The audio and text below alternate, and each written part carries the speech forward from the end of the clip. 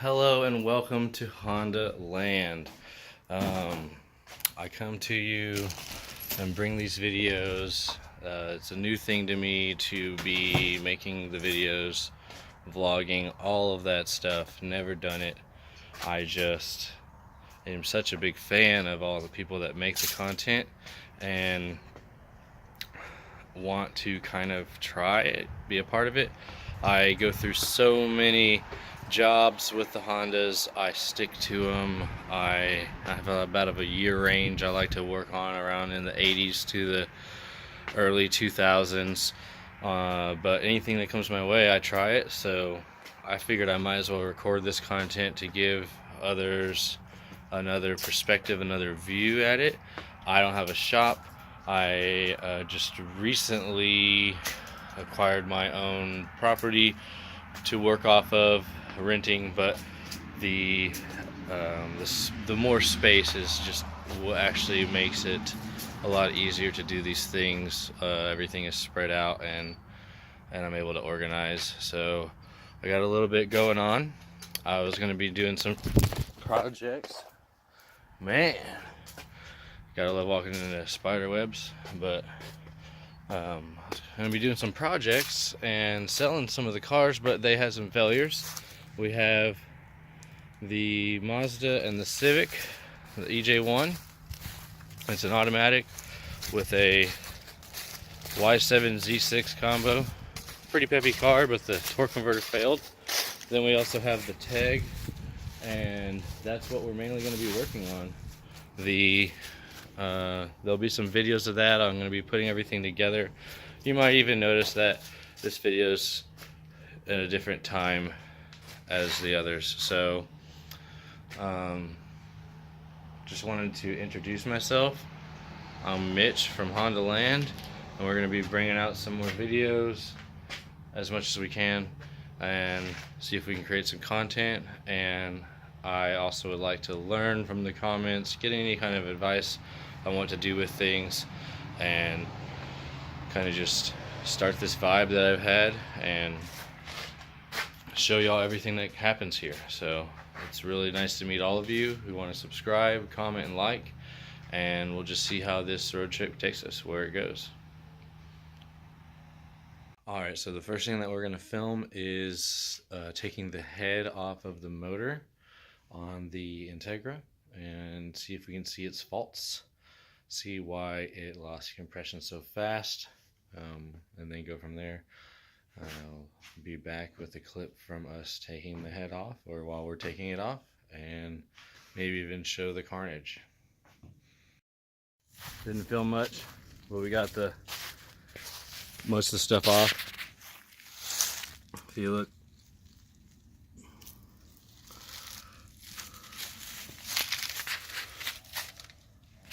intake slipped back, everything's still connected.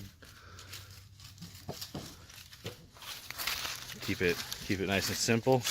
Everything disconnected from the left side. Exhaust, belt, pump.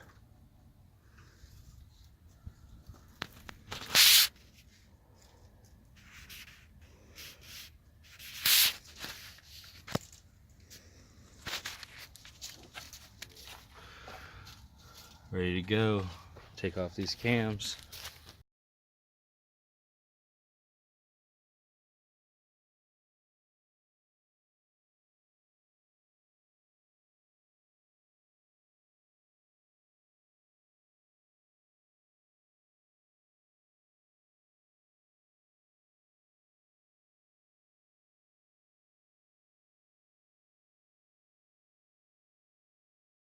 Alright, so it's the next day.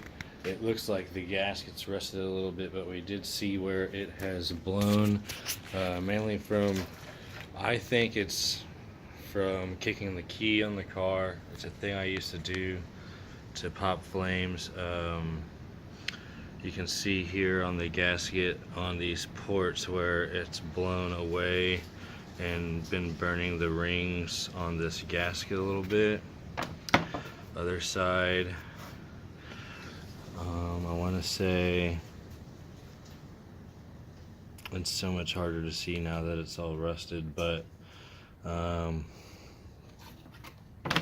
Could be gasket failure, could be the bolts letting loose, going with the studs the next time, so we don't have to worry about bolts loosening or stretching or being of low quality, since they didn't come straight from the manufacturer this time. But it looks like those faults are going to be on these coolant ports right next to the inner cylinders.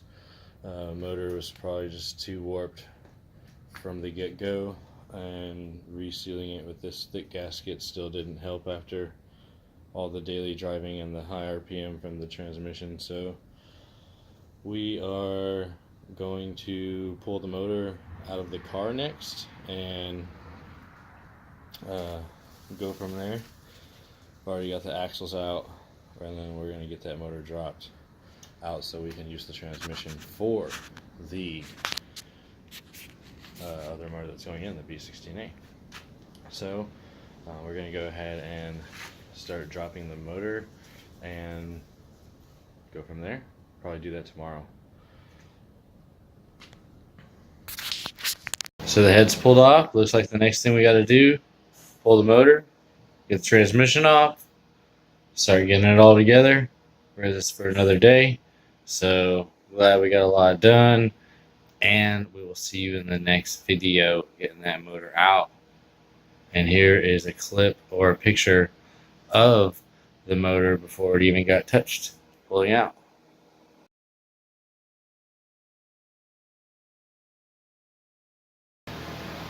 Definitely look good in there. Definitely missing the VTEC. And I just wanted to say, if you want to follow the rest of the builds, the TEG, the Civic, the CRX, and any more to come that belong to anyone else, like, comment, subscribe, and let's see where this thing goes.